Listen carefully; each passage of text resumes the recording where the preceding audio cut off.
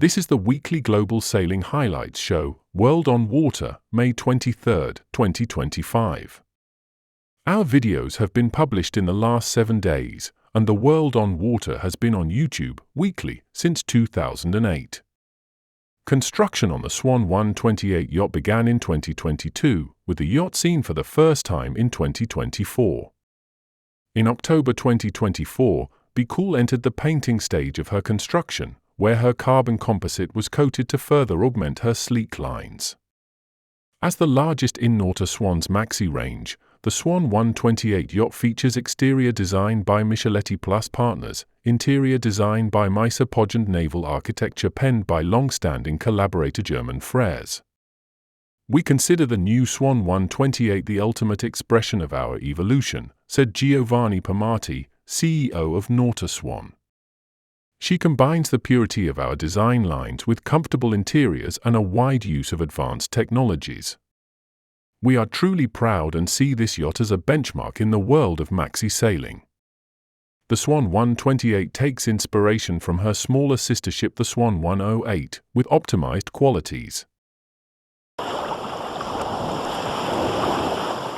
The Royal Ocean Racing Club de Gingen Bowl Race marked the 5th race of the 2025 RORC Seasons Points Championship, the world's largest offshore racing series. It also served as round 1 of the IRC Two-Handed National Championship and the second event in the newly launched RORC Cows Offshore Racing Series.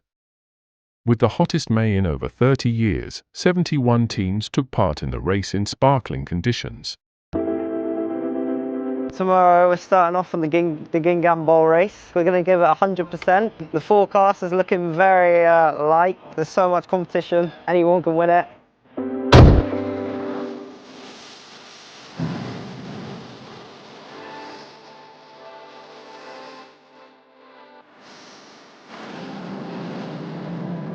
Great start out of Solent.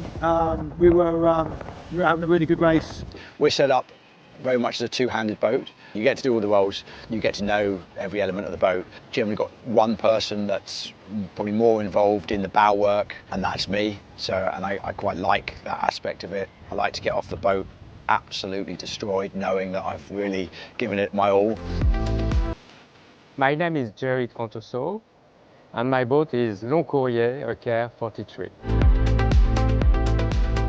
I sail here for nearly 50 years. But it's a pleasure to come here. It is very important to sail again in the Solent, to see the tide, to see the weather, to really learn. Losing the depth sounder really early in the race, so literally going out of the Solent, which was fine until we got to Selby Bill, where we had to just nip in around the corner. So yes, it was very nerve-wracking. Obviously, new boat, draws a lot, 3-meter draft. So we had to have a lot of confidence in the charts. We had a cracking start just behind the line as the gun went. We had clear wind, we sailed very nicely for about 1.5 to 2 miles. It's been a bit light for us, if we're honest, but we've been doing our best to keep the old red bus moving, and we've now found a nice bit of wind, so with sunny shorts and t-shirt sailing, it could be better. At the moment we've got the spinnaker up, an A2, which we've had for about the past hour and a half, but absolute champagne sailing conditions out here approaching the coast of Worthing. Yes, cracking stuff, really tight racing with the fleet, and I think there's a lot left in this race. Now there's a couple of lower handicap boats around us doing exceptionally well. Orbit with the 18-year-old Seb sailing. There's also a couple of other core, but we're quite happy with how we're going now.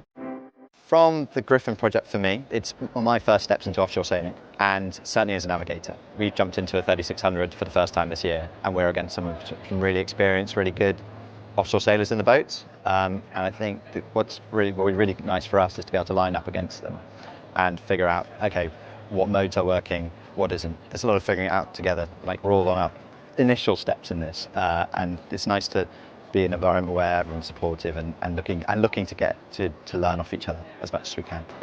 Now we are going toward West Princessa. Ideal conditions really. It's looking like Saint-Tropez in Brittany. And the next tricky point is going through the Lou, which I must pronounce the right way, I suppose. 80% of my crew did the Figaro. I did the Figaro. You need to be a good helmsman, a good navigator, a good trimmer. You need to change the sails, etc. It's a very hard race. You don't sleep. You learn to fight. So every crew has a good experience. And they know very well me, and I know them, so we can ask more when we are very close.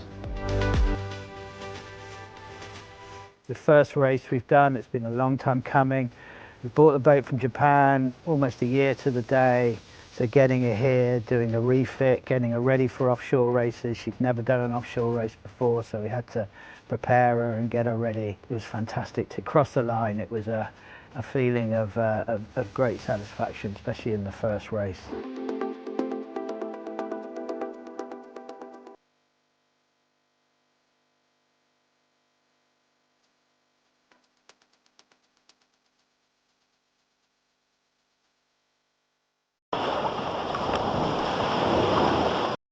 With the construction of this new generation IMOCA, the entire team Banque Populaire is mobilizing to design a boat at the forefront of innovation, ready to shine on all the oceans with Lois Berahar at the next Vendée Globe. Together with Team Malaysia and TR Racing to pool their know-how and pool certain construction parts and tools, the engineers of Team Banque Populaire are working to make Banque Populaire a powerful and innovative boat, which will be distinguished in particular by its internal ergonomics and bridge plan. Le nouvel IMOCA Banque Populaire, c'est un bateau de dernière génération, donc il va disposer des dernières technologies qui existent. Déjà, c'est une évolution des bateaux du Vendée Globe précédent, une expérience de l'ergonomie qui va nous permettre de faire un bateau efficace pour le solitaire et donc pour le Vendée Globe. Ça nous semble plus important, ça calme pas mal le bateau.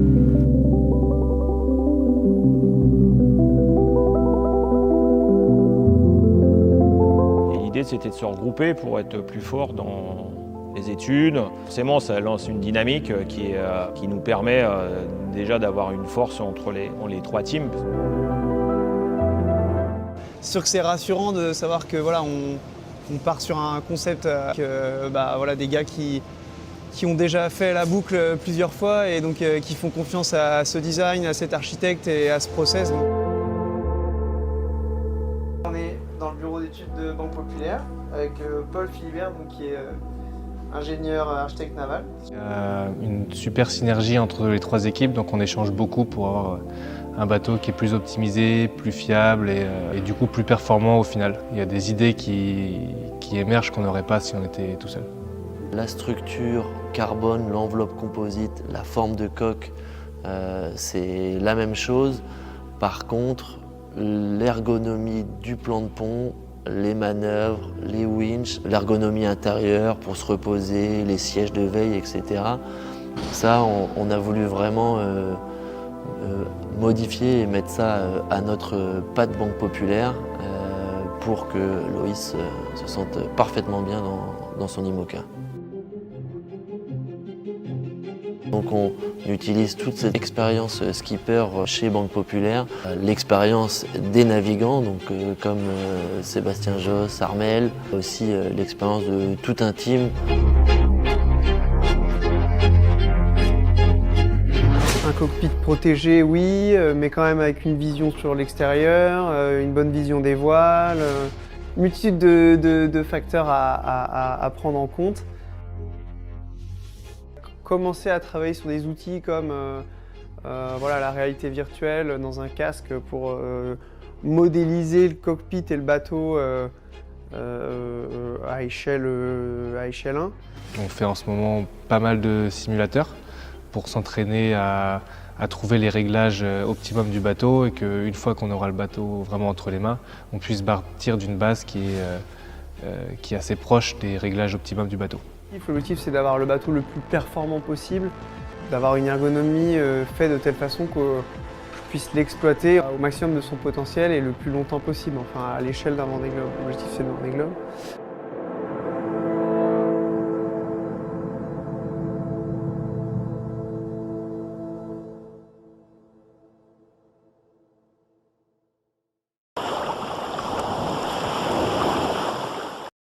The the 2025 edition of Hong Kong's premier international regatta for dinghies and invited classes, Sun Hung Kai and Company. Hong Kong Race Week. Raced on Hong Kong's renowned world-class racetracks, invited classes included 29 2 point for Mr. Ilka 4.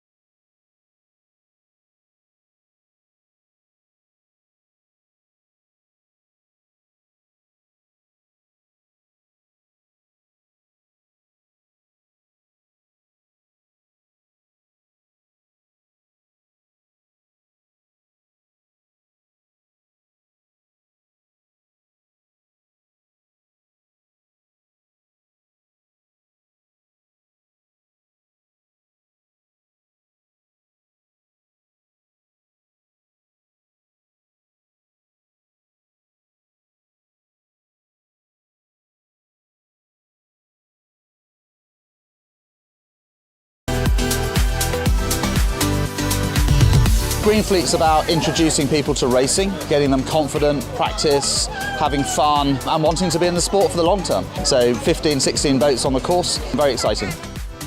Clean Regattas is a very good initiative. Why is this important for the yacht club? We want to be a showcase for the yacht clubs, especially in Asia. It's the future. We need to take care now for the future generation.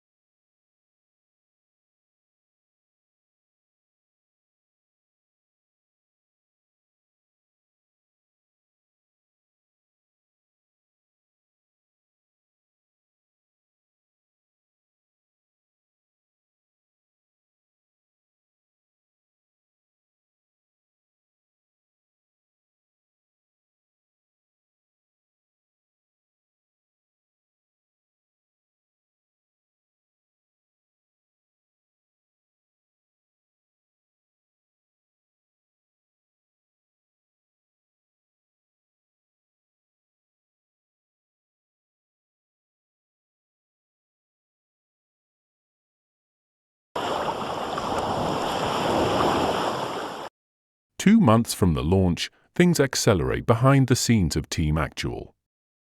These are the first images of the project after several months of intensive work and collective commitment. On the sports side, skipper Anthony Marchand, navigator, is intensifying his preparation with passion, rigor and ambition to meet the challenges ahead. Alors là, nous sommes à Lorient, pour toute la partie cosmétique du bateau. Il était bleu, on l'a récupéré. Aujourd'hui, il commence à être blanc, prêt à peindre.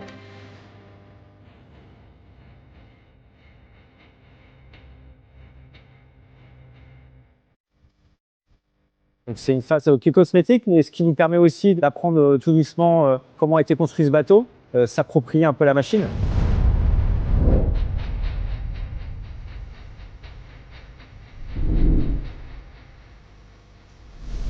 Le but, c'est que le jour où on va mettre le bateau à l'eau, on aura l'impression déjà de le connaître comme si on avait déjà navigué avec.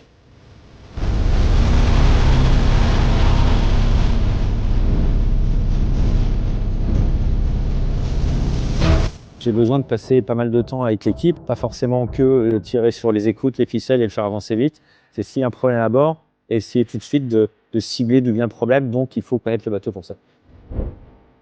On va être performant avec cette machine-là et on veut montrer qu'on est équipé tout de suite.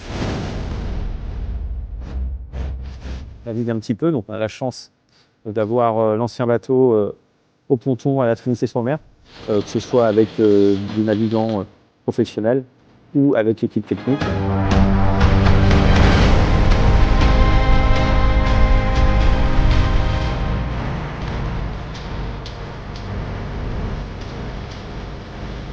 Comment je me prépare? C'est 2 séances de musculation avec 1 d'art par semaine. Le but, c'est du renforcement musculaire, proprioception, un peu de cardio.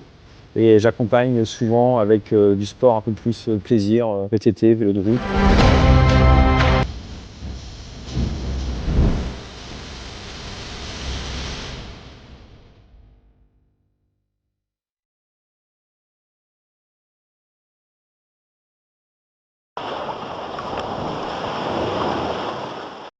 ...2025 Formula Kite European Championships in Urla, Turkey, where racing couldn't have been more dramatic in the medal series day of the 2025 Formula Kite European Championships. With too many passes to count, a steady 8 knots and smooth, turquoise water provided a perfect playing field in Urla. 2 titles, 2 champions. The march through the quarter-finals and semi-finals was do or die for the 16 finalists on Monday. The top 2 moved on. Other 2 went home.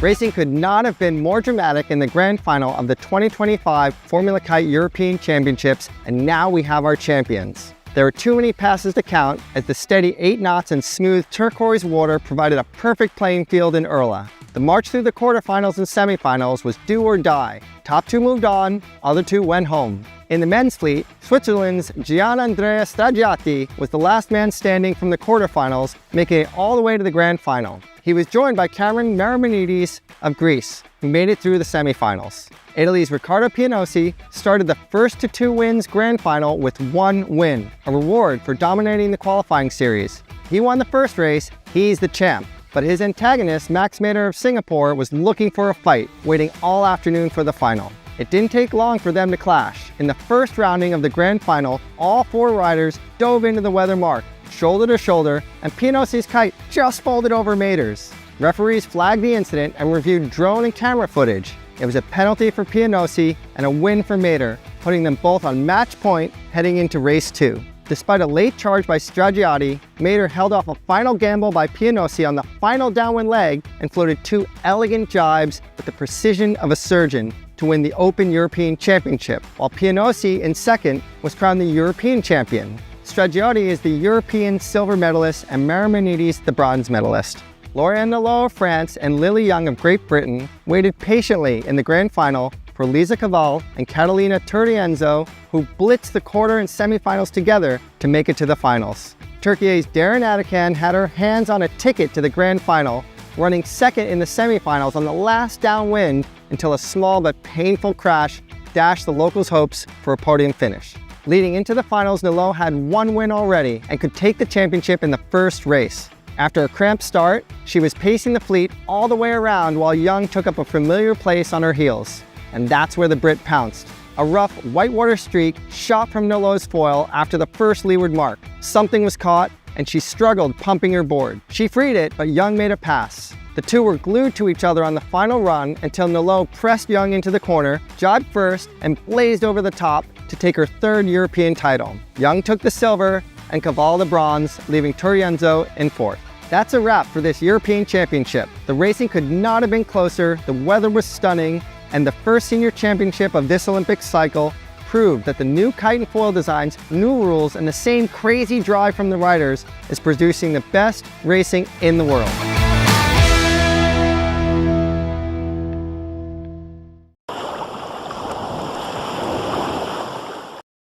After weeks of collective effort at the project, it is time to start putting it into practice. First navigation scheduled for Wednesday, it's going to be very interesting to see if the optimizations have borne fruit and allow us to be more efficient at certain speeds. We can't wait to test it at sea. On the season promises to be particularly dense and rich with a total of 115 days of sailing, and the firm intention to continue to shine.